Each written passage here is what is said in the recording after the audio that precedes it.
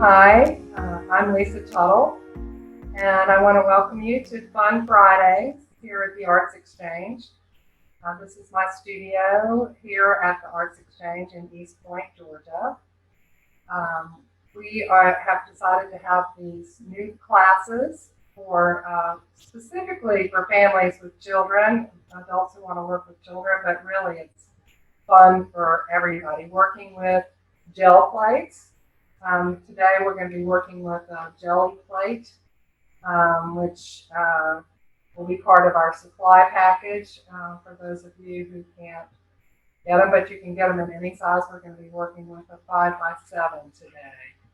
The other things that you have, we'll need to assemble. You're going to, in your supply package, you'll get a brayer. Yours will look nice and clean and not used like mine.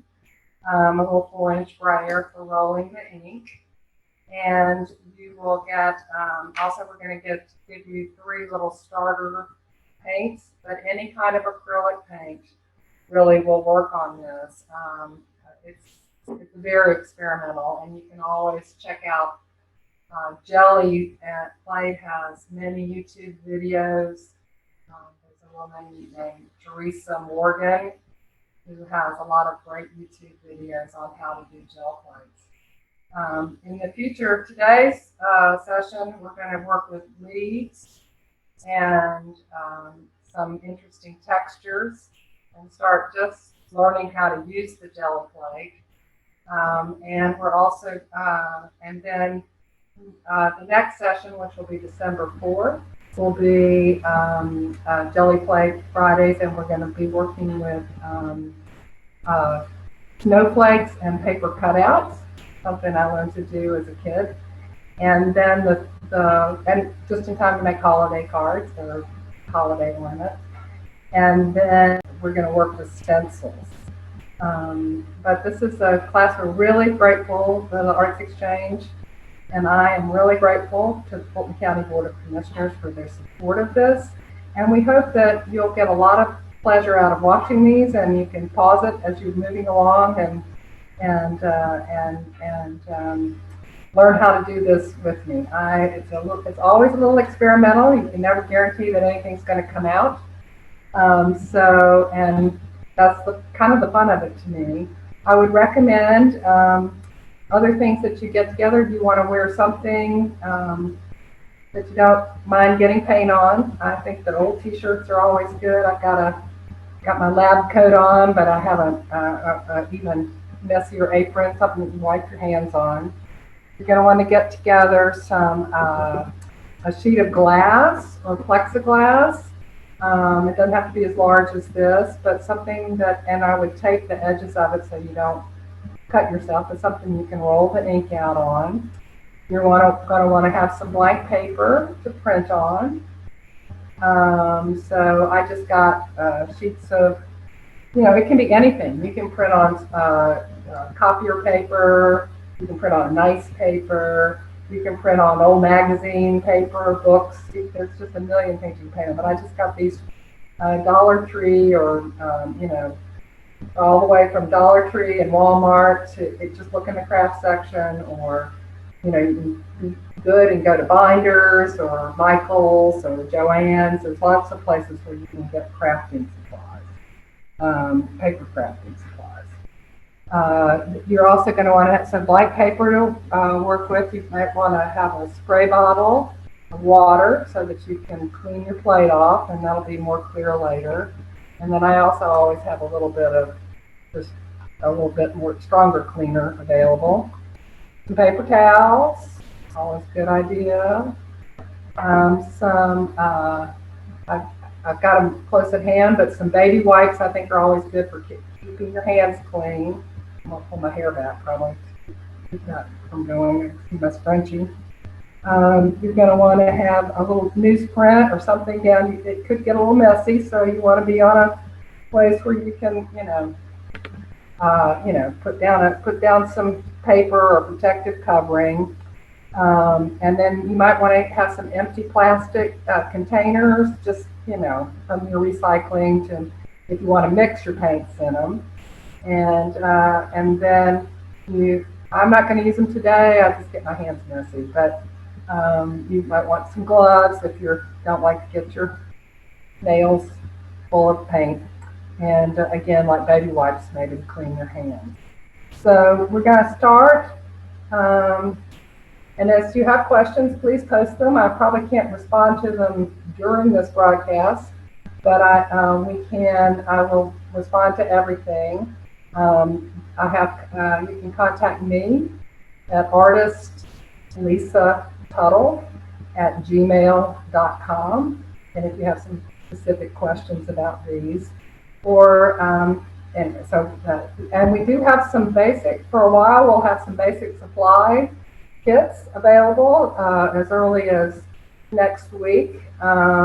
We'll have full supply kits ready where you'll get a jelly plate, a 5x7 jelly plate, a brayer, some stencil brushes, and a few little jars of acrylic. But honestly, all of these materials, the brayer's a little bit harder, but you can order off of Amazon. You can, go to the craft section of almost any store and find.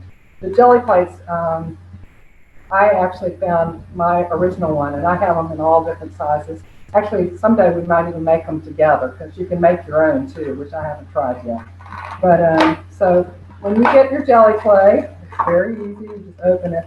You want to keep this container, because when you get done with it, you're going to want to keep it in here, and you're going to keep up with these. It's got a clear sheet of plastic on each side. Ooh, these are so cool. And it's got a clear sheet of plastic on the other side.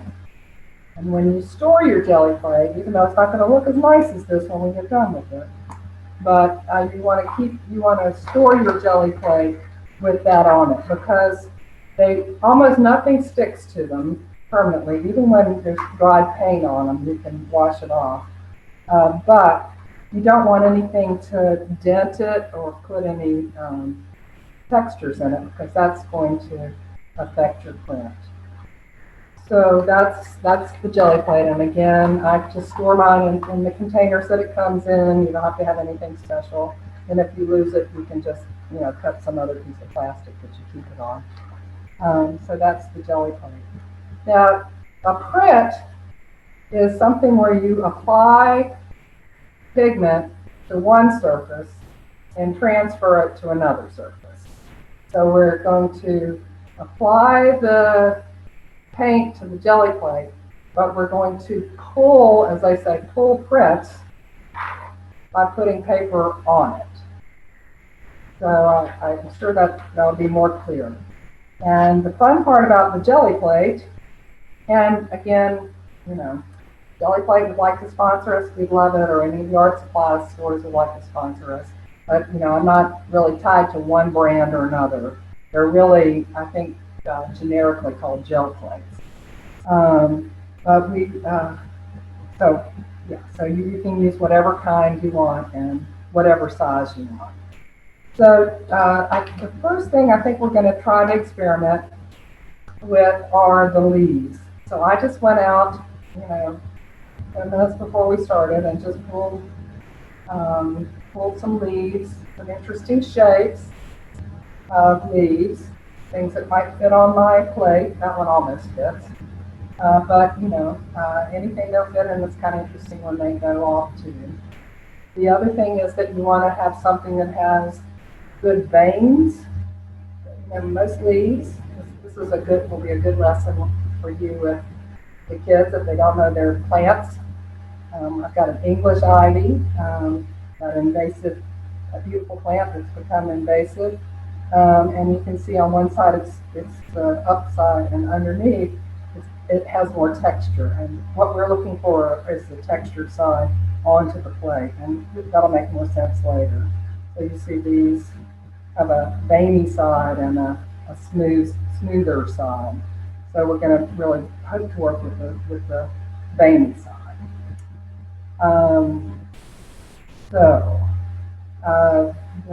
And then I'll show you some other ways that you can make texture on your jelly plate. I also wanted to tell you that as I said, there's no guarantees that everything's going to turn out beautifully as we do it, but that doesn't really bother me. I've learned a while back that just hold on. If you don't like what you printed right then, just hold on to it. You can print on it again. You can build up layers. You can build up layers while you're working, or you can add layers later. So just don't get too upset if it didn't turn out quite like you like it. You might find some other way to make it better later. So that's the reassuring thing. Miles Davis said there are no mistakes. So I'm going to start, since we're working with, I'm going to start with blue, just a regular acrylic. These were, you can get these, actually in East Point, I noticed that they carry all these really good ones at Ace Hardware. But also too, I got these at Dollar Tree that are just acrylic, any kind. If you have fancy acrylics, they're a little thick, but the pourable acrylic's better, but you just have to thin them out. The tube acrylics, just thin them out a little bit to work better. So we're going to start, I think we'll start with the English ivy first. And so I'm going to pour out a little paint. You need to put it on your plate. I'll put it on the plate. Oh, it's probably sealed up with a brand new thing. So yeah, you want to open your paint. And it doesn't take much. You can do this also with alcohol inks, which are really beautiful. You'll find that just go to your store and and I might put two colors on just so we can sort of see how that works. Nice color green. Oops, that might be a little bit too much. You are going to roll it out. And get it nice and even. See what it. Since I just opened it, it's a little bit resistant, so we may have to pull a couple points before we get the face in. And you can always roll off the brayer to get it clean. I'm going to take the English ivy leaf and I'm going to put it vein side down into the paint.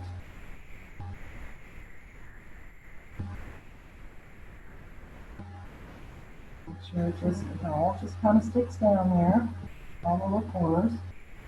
And then I'm going to take my piece of paper and pull in my print from, and I'm going to lay it on top. And I'm just going to rub it around. And I'm going to make sure that I get all the little edges of the wreath, get all the little textures of the wreath. So this one is just going to be the silhouette of the wreath. Anything that blocks the paint of the paint will be silhouetted. But then I'm going to show you a real cool magic trick next. Please forgive my non-manicure. Okay, so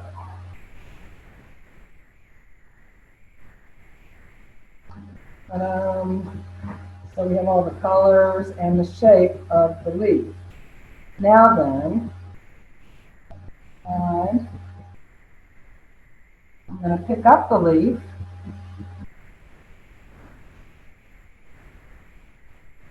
and you see some of the texture. So there, you also get these really cool painted leaves when you get done too. And we could either do that again,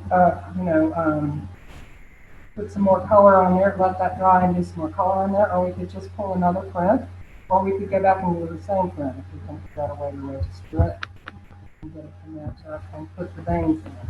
So this time, again, you don't need to jab it, and it doesn't need to be that hard, just really make sure you get all the corners if you want it to be rectangular, like that.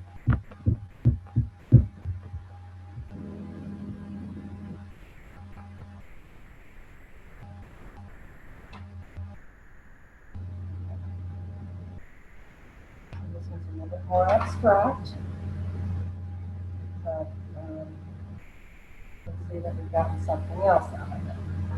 So Now, at this point, I can either leave this ink on here, or if I want, say I want to just start over, I actually got a little too much over here, I can just, with water, but today you're going to want to do this too, I can just start over. So that's really the basics of jelly plate. So that's too much maybe. Learn from our mistakes. We'll do a few, just multiple colors, and then by that time, because we have plenty of time, I think, we'll go back and put some other colors on these plain colors and see if we can get some textures. And I'll show you some other ways to get some interesting textures. I'll try some other leaves. Now your jelly plate may, depending on what kind of ink, particularly the alcohol inks, which we're not going to use today, but they may stain your jelly plate a little bit, and your jelly plate may end up sort of looking the worse for wear. But honestly, it won't, as long as you've gotten the paint off, and it's not really that hard, it won't affect your print. So it just needs to be a smoother. And these are the coolest things. I mean, this in itself is fascinating to children and adults, and they're just basically glycerin and gelatin together. So I don't think they're very hard to make. I just haven't done it yet. You can print on almost anything. You can print on fabric. You can print on round surfaces because they're very flexible. That's so amazing. So let's try some new colors. So let's try some gold.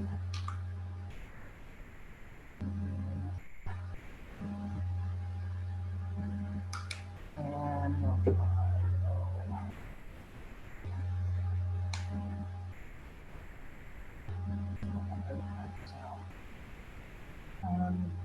you get through with your paints, be sure to close them up well so that they're not messy next time, and clean all your things afterwards so they're not so messy next time.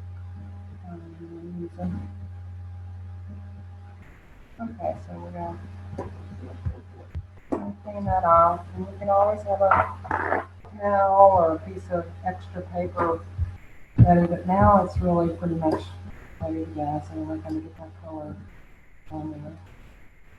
This, I put up on that right there, and next will be I'm doing a little two-sided thing. And I'm excited about this little multiple leaf kind of privet. So I put the vein side down. You see I'm already really messy. Spread these out. It's fine.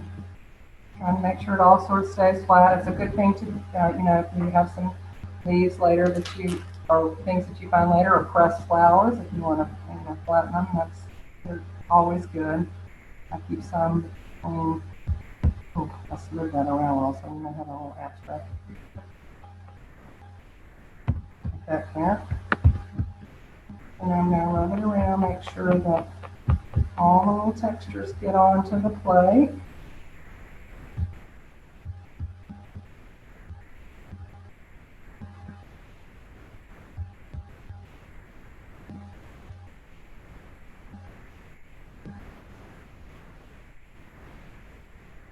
Oh, nice.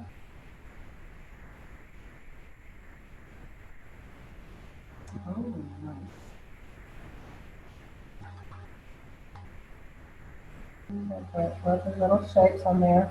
And when these are dry, you can also go back in and draw into them. You can paint on them. You can stamp into them. There's just so many things you can do with them. They don't always have to be the end in themselves. And now look at that. Can you see I'm going to hold this up a little bit. If you can see the texture of the leaf is still there. And I'm going to take another sheet of paper.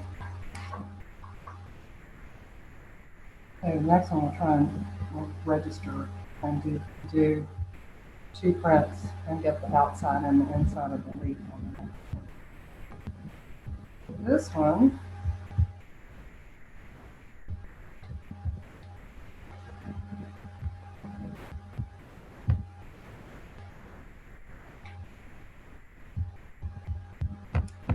apple. Make sure that those little details get in there. You can always sort of lift it up a little bit to see if it's transferring.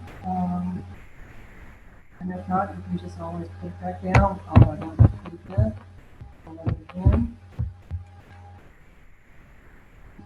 This is definitely experimental printmaking. I was telling our wonderful back of the house woman behind the camera person, Tia, earlier today that I personally have discovered that I'm an experimental printmaker. I used to think I was too messy to be a printmaker, but I found out that there's such a thing as an experimental printmaker. I'm just going to leave that on there because that might add some interesting texture next time. So let's try to register the shape. And I'm going to, let me see if I got it.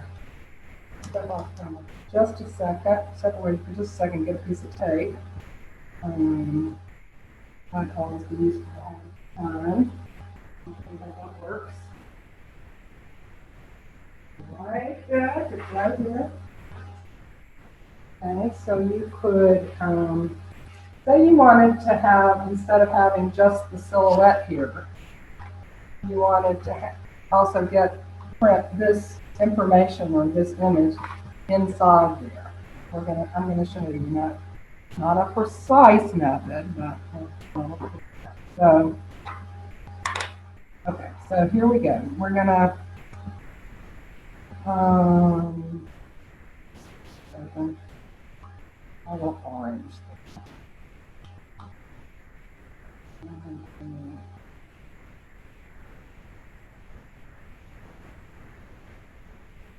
Yeah. There we go. Okay, so you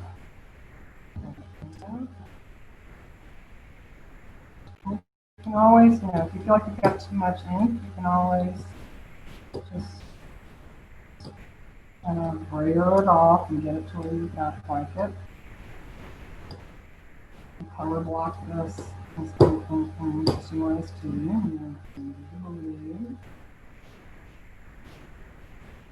And they mix in interesting ways, so you don't have to be terribly exact about it. It's just an creative experiment. Okay, so we're going to take this big leaf, this staghorn leaf. I'll show it, and then it'll all fit on there. I even like holes.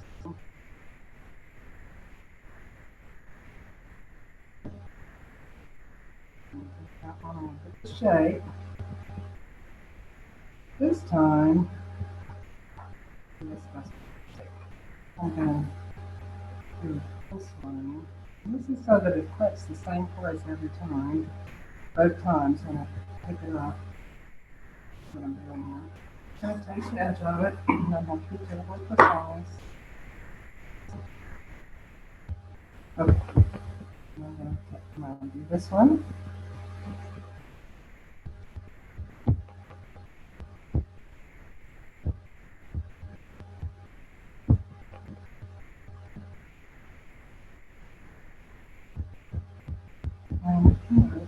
Like I said, any kind of paper, that might be interesting to try this with newspaper or something that's already got some printing on it before you do it, because I don't feel work great and like get some interesting images. There's also a way with Gelli plate to transfer photographic images, not completely, they look very arty. Pick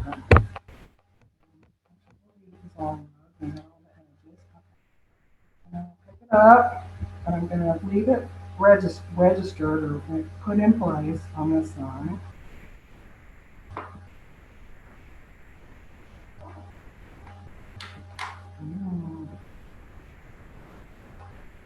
I got the leaf. Very cool. And I'll pick up the leaf. You see the pattern of, first of all, the leaf is kind of cool. So, do something with that later. I'm just going to lay it back down, right where it was, and pull another print.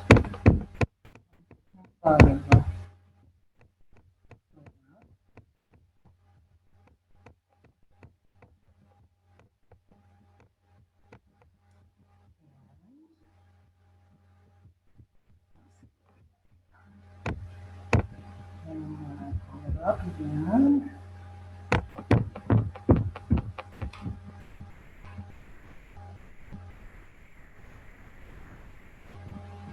Yeah. We have an orange and blue sample and leaf. I just think this is the coolest process, and I love working with, and now you'll walk around your yard going, oh, that's an interesting shaped leaf. Or the other day we actually pulled some prints using some collards, so we had bigger paper. So I'm going to show you a couple other ways to make texture, and then we may go back and print a little bit into our existing prints.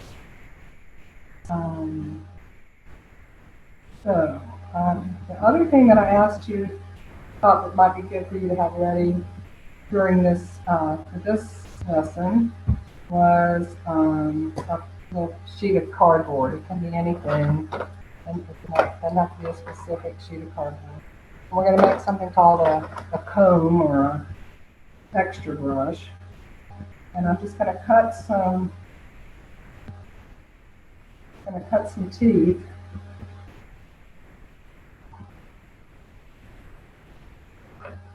Out of the comb.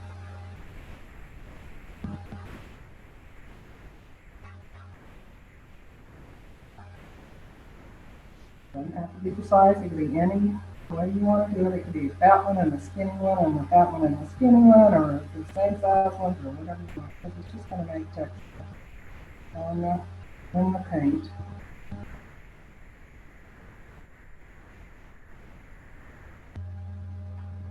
I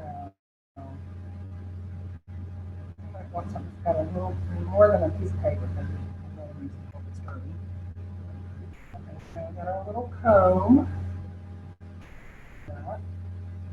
And then I'm just going to leave that other texture on there because I think it's interesting. All can I put on here so you can really see the texture.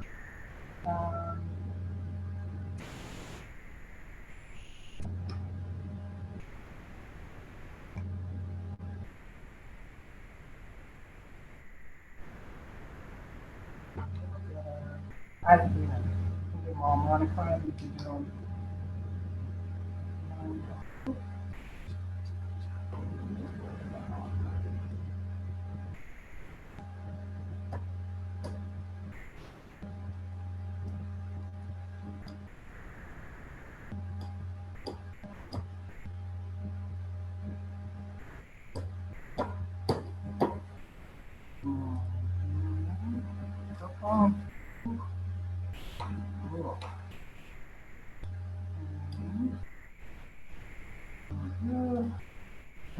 You can tell now this will be fun for all ages. And you can get these in different shapes, all kinds of things. Okay, so now I'm going to use our comb to just pull some patterns in the Gelli plate. Some stripes this way, this way. Then I might go right, and go this way. Okay, so that's a pattern. There we go.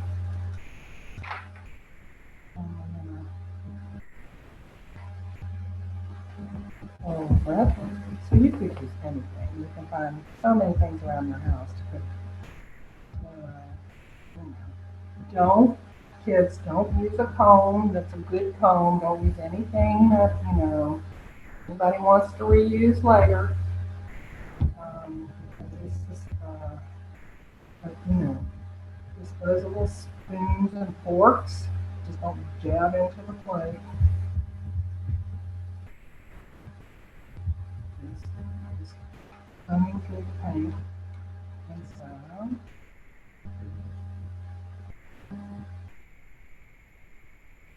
isn't that cool? And then these really interesting lines. We still have some interesting stuff on the plate. Another way to make texture is I like to maybe have some bubble wrap. If I like bubble wrap, maybe have one on the side that you can just pop and have fun with. But this one, there's a million ways you can get texture, but plastic bubble wrap works well. So let's take blue bubble wrap. I'm going to leave that paint on there because I like putting extra colors in there. Again, it's experimental. It's a very fancy way for messing. Word for messing. Just I found out everything's going out like that. I'm just messy. Oh my gosh, there's one solid color.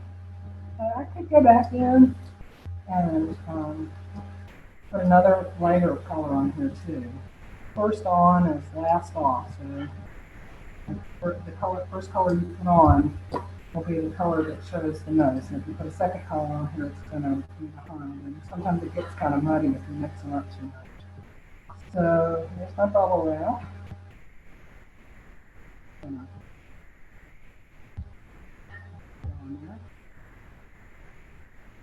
And you can also go back and put a leaf on here at the same layer and before you pull the print. You don't want to put the paint on here and go have go take a break or anything. You want to work fairly quickly because the paint does dry fairly quickly, but you don't have to be rushed.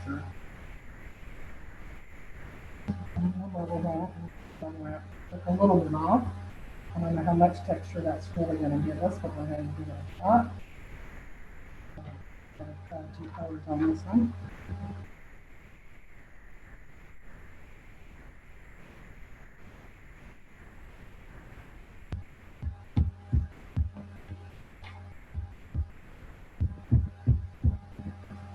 And I apologize for my pandemic manicure.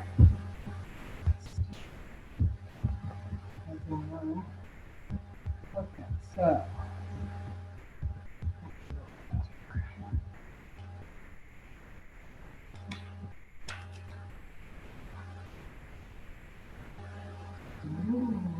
Bubbles.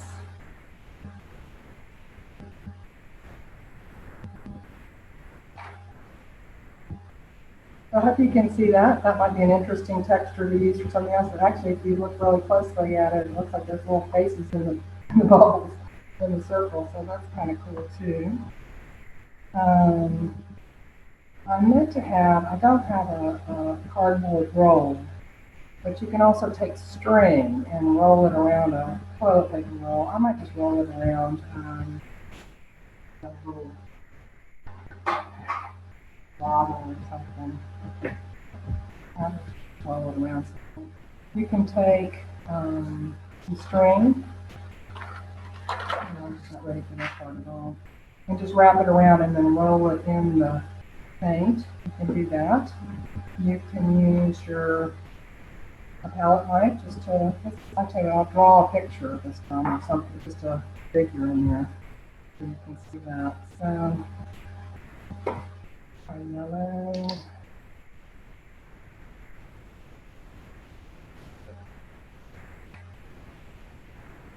And these little 2-ounce bottles I think these are a little bit larger. These are 4-ounce bottles, but they last a while because you really don't need that much for a small plate. I'm very excited because I got a big 12 by 12 plate and I can hardly get myself to do anything else because I want to play with it. And I'm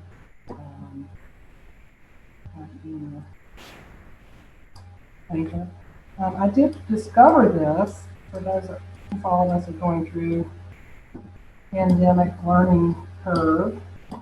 I had just started learning to be a printmaker, and was working at a printmaker studio. And because of the pandemic, they had to close down. And so I started YouTubing how to make pressless prints. And I just went down the YouTube rabbit hole of Gelli clay. And so I can just draw in here. I'll abstract the line.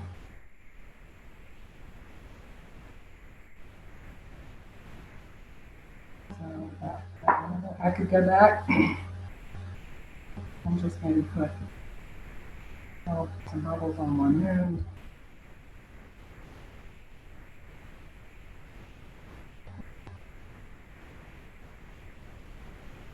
Texture there.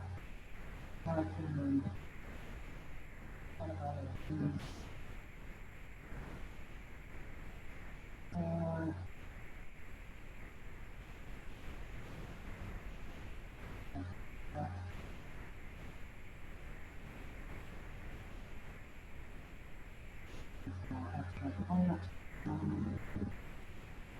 Okay, so, and then, again, experimenting. Down. Again, you can use any kind of paper. I mean, if you really want to use nice paper, or, you know, like Strathmore, or Bristol board, or watercolor paper, that will work as well. But while you're learning, you may just want to use some copier paper or dollar store or anything. Okay, so I'm going to look that up. Then I just made a texture just growing into it.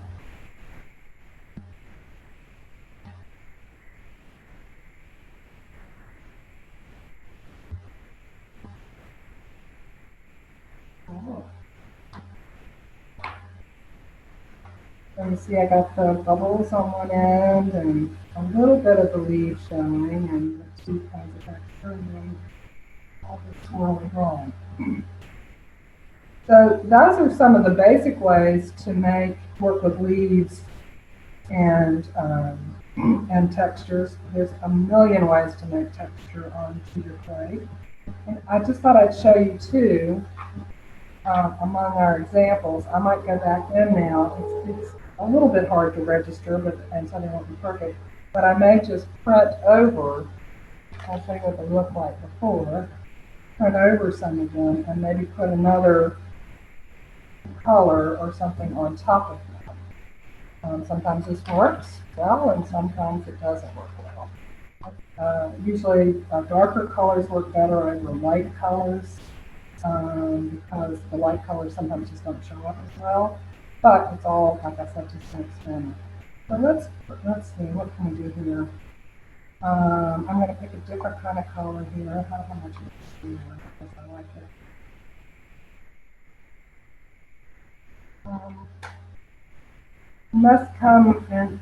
Come spring, we're going to have outdoor festivals again, or outdoor artisan markets at the ArtsXchange for 2148 Newman Street. We're in a renovated elementary school.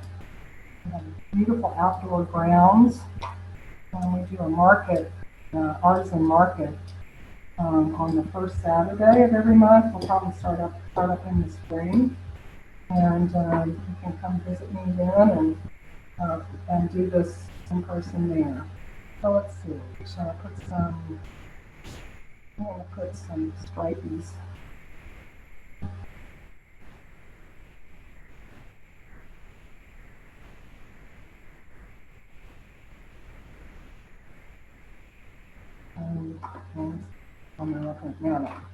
So you can sort of see through here. In the back, you can sort of see where your print is.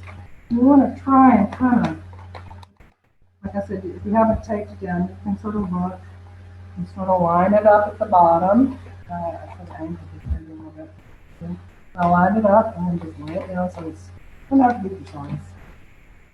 Again, we're just experimenting, no mistakes, fun, and and honestly, even the pros, I've heard them say, you know, you can't really predict how it's going to come out. Sometimes you think something's going to be really cool and it's a bust, and something you think just didn't work at all comes out really cool. So just don't be too hard on yourself. If you don't like the first one, it's going to get better. Ooh, this is starting to get way more interesting.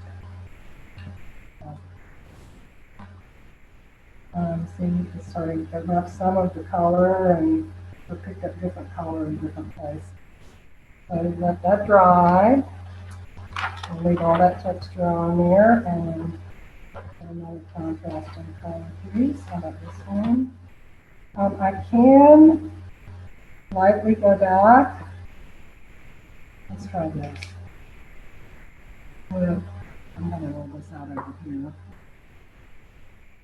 I got it on glass, and so that's easier to clean up. I'm going to get this on my brayer, and I'm going to try and gently roll the yellow on there without taking the original pattern off. Build up layers, and I'm going to take one of our earlier leaf prints and then put some texture on there first. You know, it's already got some. I'm going to take a full brush.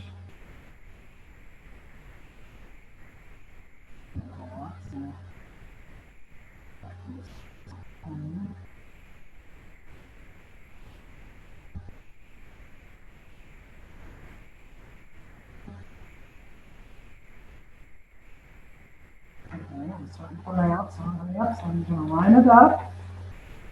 Down here, it's just the bottom of the blade. Lay it back down so the towel lays down flat. Pull it again.